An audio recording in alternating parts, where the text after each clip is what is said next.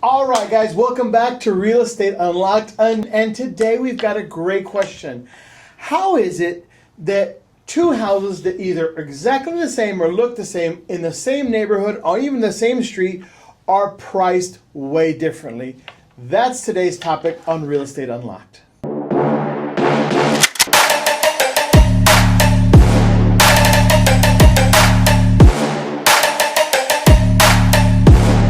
All right, so let's get into it. And today I'm here with Caesar Pettis, one of my agents at La Casa Realty Group. If you don't know me, I'm Jaime Elizalde. And so, Caesar, we're talking today about how houses can look similarly but be priced completely different. Let's talk to sellers. Let's talk to our buyers. How is it that a house can look alike but be priced completely different? What are some of the things you see? I mean, that's a really good question. Coming from a buyer's point of view, I think it's something that you want to think about. And there are different aspects that can affect a house. For example, many times maybe one house sits on the corner. And we know that corner lots, historically, they're always bigger. So they're going to have a little more value than a house that's the fifth house inside of the street, True. inside of the neighborhood. Many times you could look at the different upgrades of a house too, because upgrades are vary upon the beauty of the eye of the beholder. Sometimes some people, hey, to them an upgrade is I just did all my windows. Yeah. That's a great upgrade.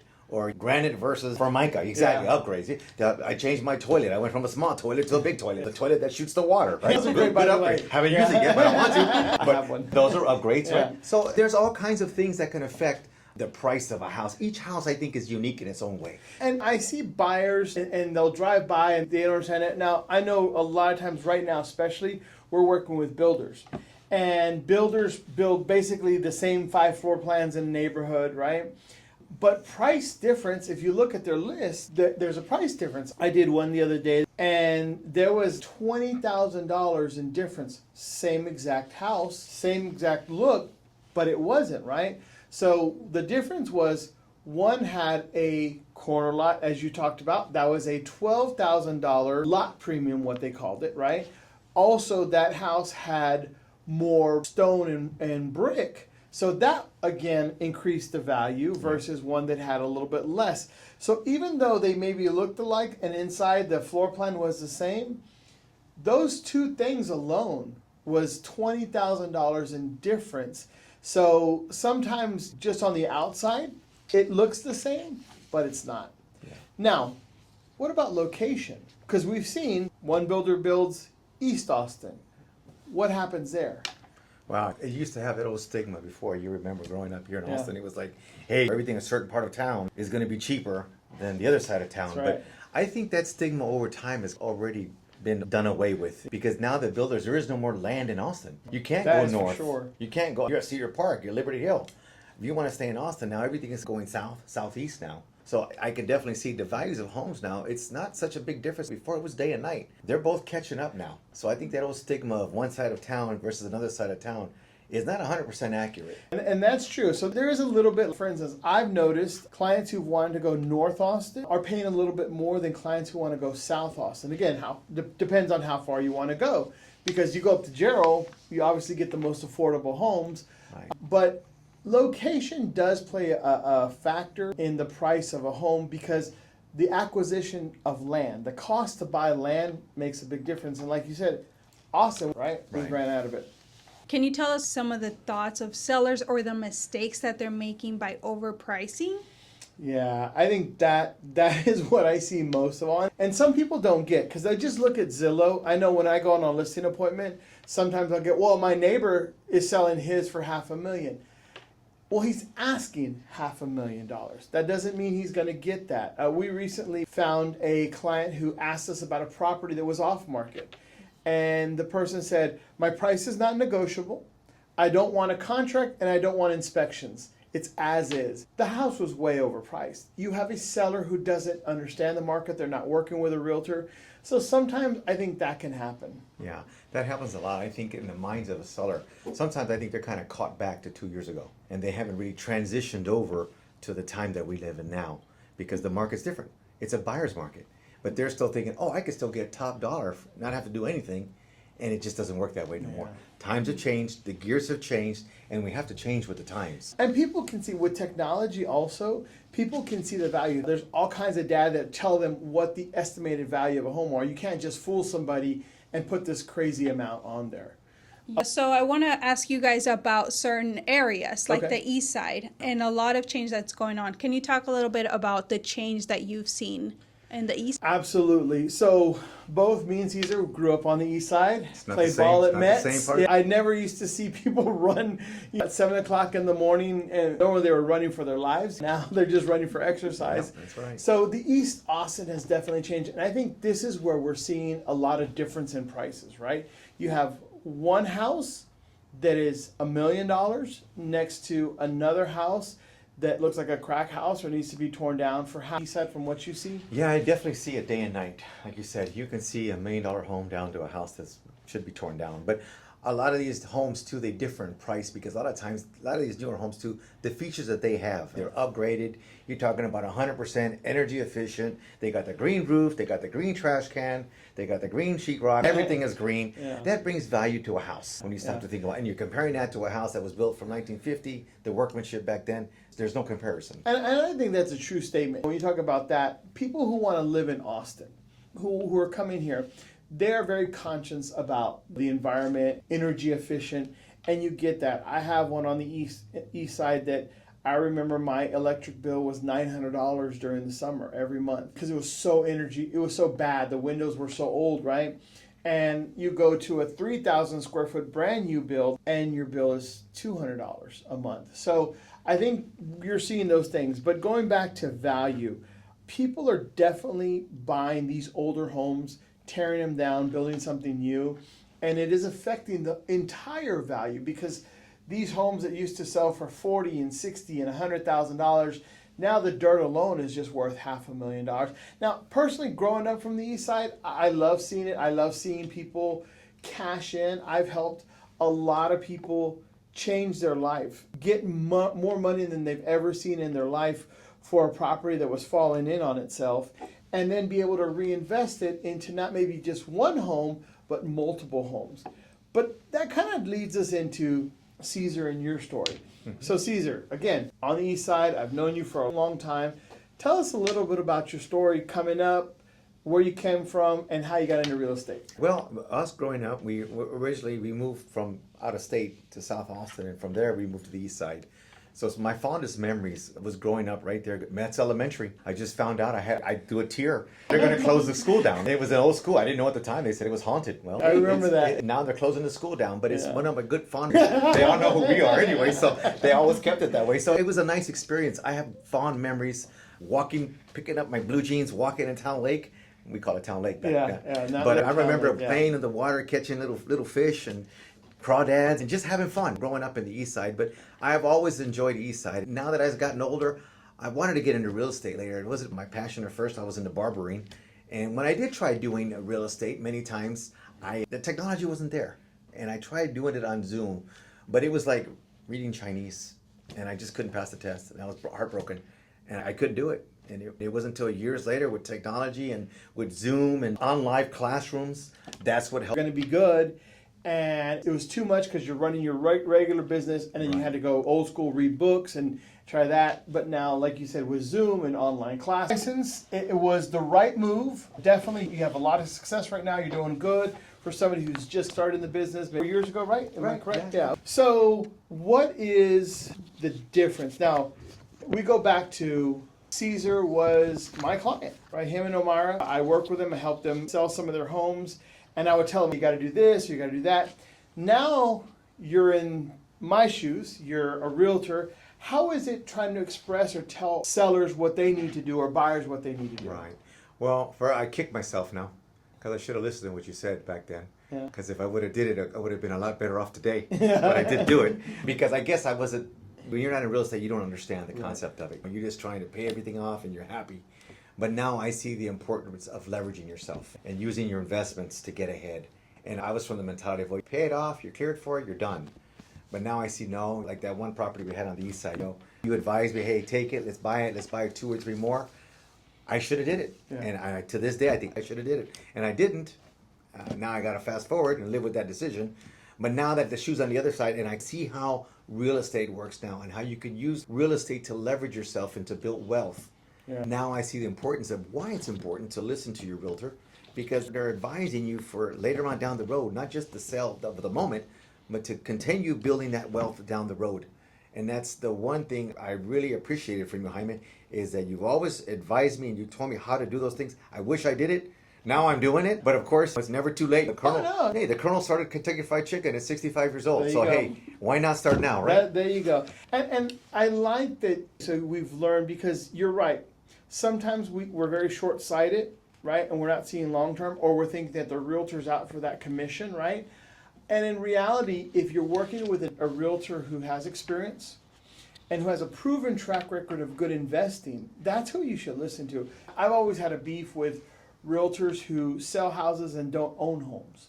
I'm like, how can you advise me on how to buy a home when you don't own one yourself? Or how can you advise me to do investments when you don't have an investment home yourself? So I think, like I said, it's nice that you are in this position to where now you can advise your clients, hey, look, I'm going to tell you my story and what happened, and here's my failures and my success. But that's the thing. I don't think it's ever a failure unless you gave up, and you haven't, and you're here now, and you're trying to build your portfolio, you're trying to build your wealth, not only in selling real estate, but now acquiring real estate. Right, yeah. I read in a book one time too, where it said, if you get the opportunity to buy a house that maybe the seller wants to sell it and they're not able to, imagine how much better you would be off if you were able to buy every one of those houses and just retain those houses. In the long run, how much more you'd make, right? And I see the value of that advice that was given in that one book that I read. I forgot what book it was, but it was a really good book about real estate. And I think to myself, wow, I'm going to make a note to self, so whenever that opportunity comes and the opportunity is there, I'm going to do that. I think one of the best and the most known books is Rich Dad, Poor Dad, again, talking about, all right, paying off debt for one house. Great, you have no debt, you feel comfortable, versus leveraging that money and buying 5 houses. Yes, you have a little bit of debt, but you have 5 houses increasing in value versus one house. And so in the end, the guy who has 5 is going to end up better off. So I think it's a good lesson. Caesar, can you tell us when you first started seeing redevelopment in the east side specifically? For me, when I first started seeing it, I want to say it was probably in the early 2000s is when I started noticing the change in our neighborhood. That's when I started seeing houses starting to be tore down and these McMansions started Your going brother? up. Exactly. Case in point, my brother built the first McMansion. He built the first and I call it the mansion, Noah's Ark, but it Yeah. was just a huge 3-story, 9,000 square foot house with 45 windows all the way around. But he did really good on that investment, and I'm real proud of my brother for what he did. But soon after that, that's when we started hearing the stories on the news channels about McMansions and houses coming up, and it's just changes. and it hasn't stopped now. I think now, if you agree with me, when I look at houses now it's not just one house anymore, right? So back in the day, you would do one house, you do the McMansion, and then the McMansion rule came out, and then they said, oh, there's not enough land, so we'll allow 2 houses on a lot. But now in 2025, 2024 maybe it started, you can now in certain neighborhoods go up to 3 houses on one lot. So right now I'm tearing down a house and I'm building 2, and 2 doors down, the guy did 3 houses. He is maximizing his value. I didn't do it. That wasn't my strategy for this property. But again, if you're smart, you can maximize because you can have up to 3 houses, right? I think also people change. When we grew up, we hung out outside. We talked about playing basketball, riding the bikes. Our kids are on the phone. They don't need an acre of land. They just need a small yard, enough to the dog go out, take them pee, and chill when you're barbecuing, right? So I think also the needs are changing. Thank you. The needs are changing for a lot of the clientele. Yeah. That's very true. Can you tell us, Caesar, about an experience of a property that you've acquired? Let me see. I had one property that I had acquired, and I think I did pretty good with it. It was one that I was able to buy. Actually, Jaime helped me with that deal. I remember that was all over there off of Kaiser. And that was a great property that we were able to get, and we made a good penny on that one because I was very happy there. We bought the house, we were able to get it, we bought it cash, And I was like, that's it. I'm set. Once again, I got my one house. I'm happy.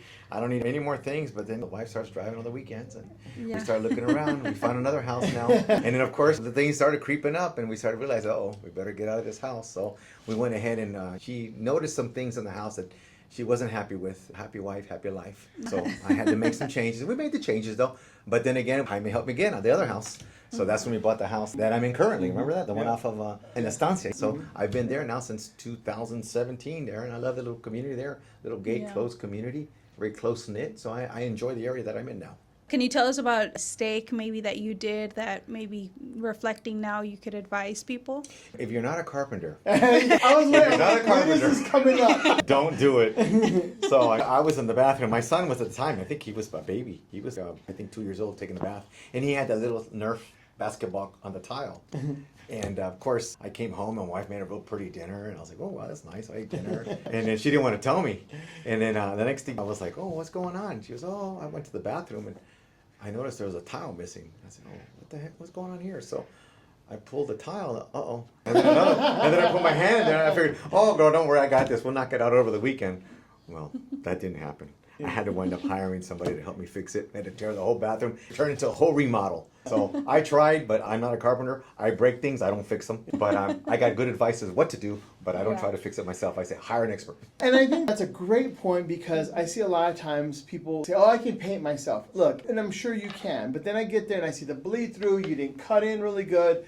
I am great at designing. If you've seen any of my flips, I designed them all myself, but I am horrible at swinging a hammer. I can do carpentry to save my life just like you. So I think that you also need to know that too. If you have a home and you need to remodel it, sometimes it's better to go ahead and just hire out. I think it's safe to say stay in your lane. Exactly.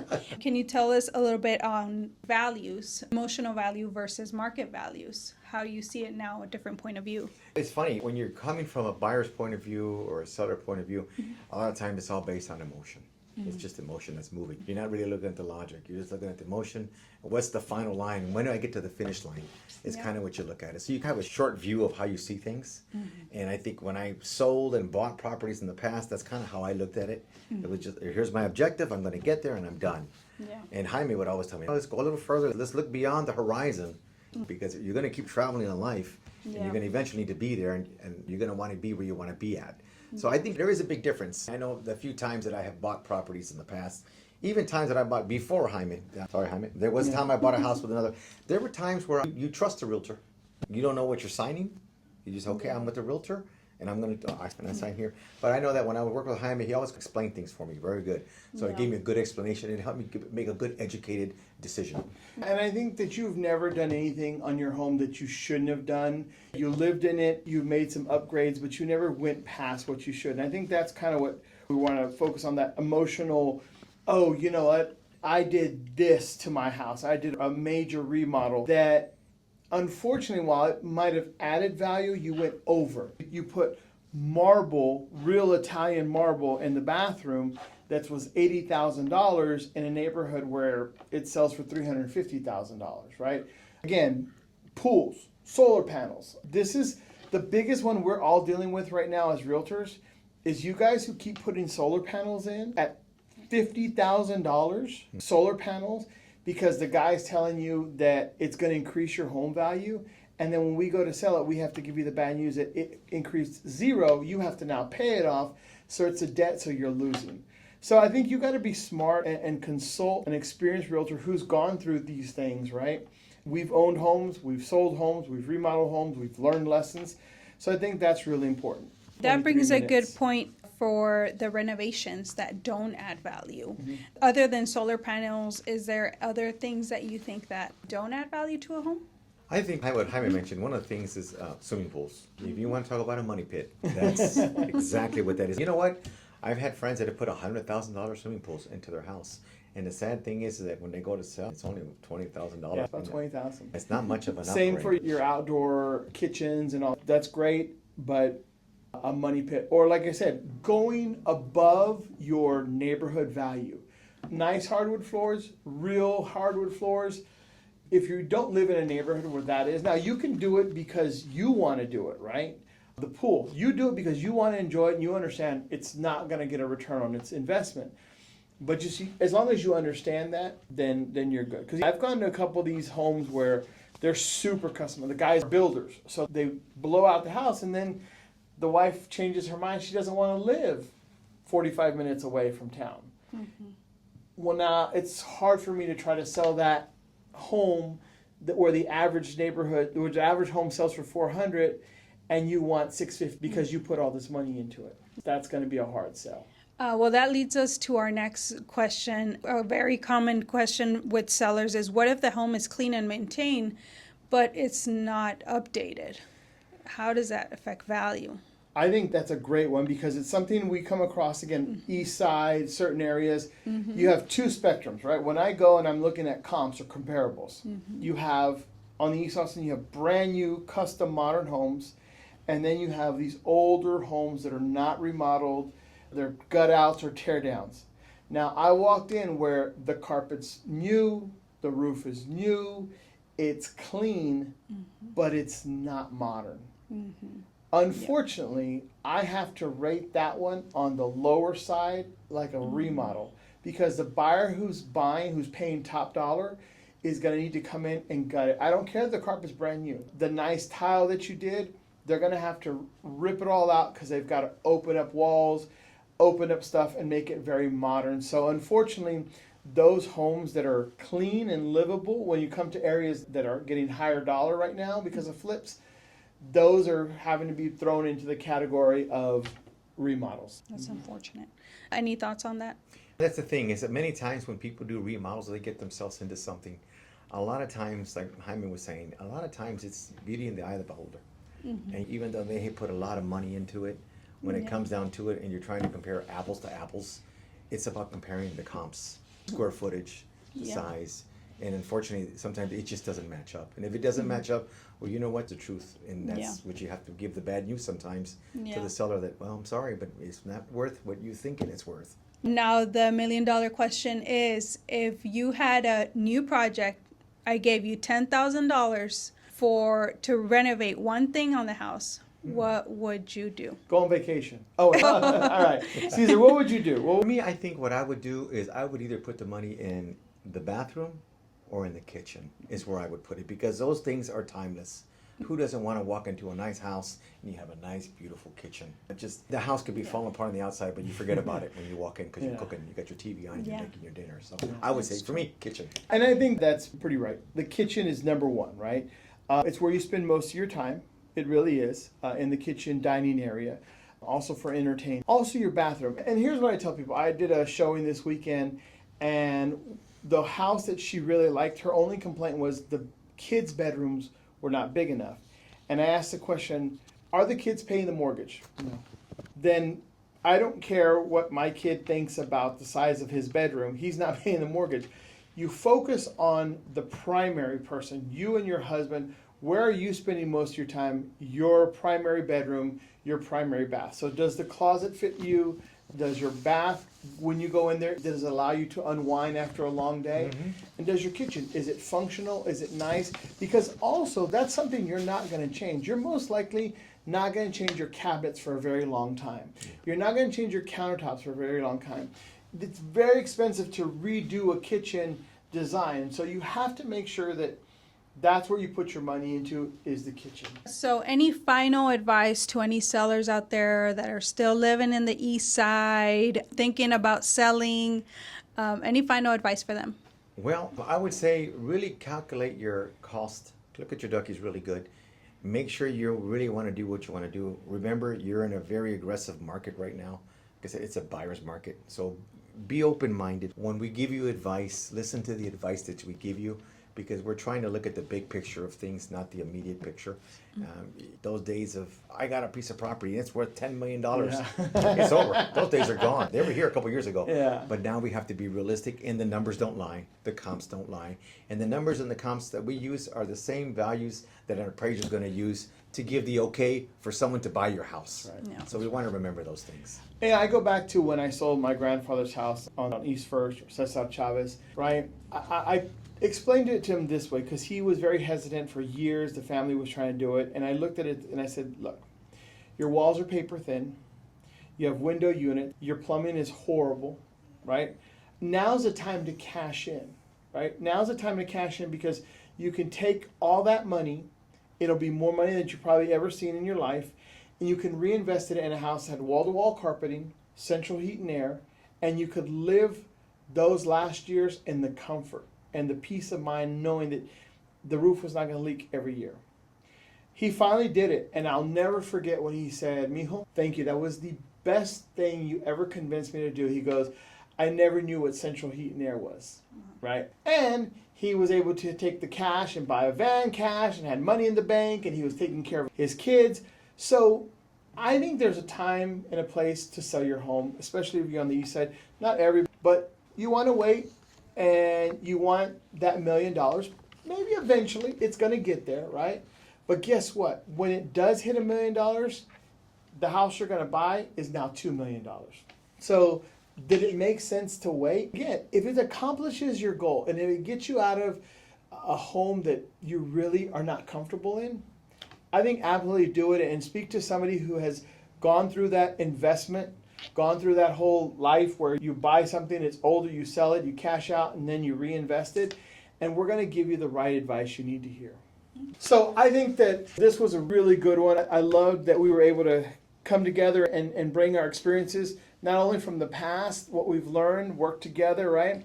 But now what's happening in the market. So I think this is really good. If there's anything you want to add and tell the people when it comes to real estate, what's happening now? I would say listen to your realtors. Don't be part of the crowd that just listens to your tío, your uncle, your cousin that has no experience, or articles that you read on Google and on all these other real estate websites that are out there throwing numbers at you.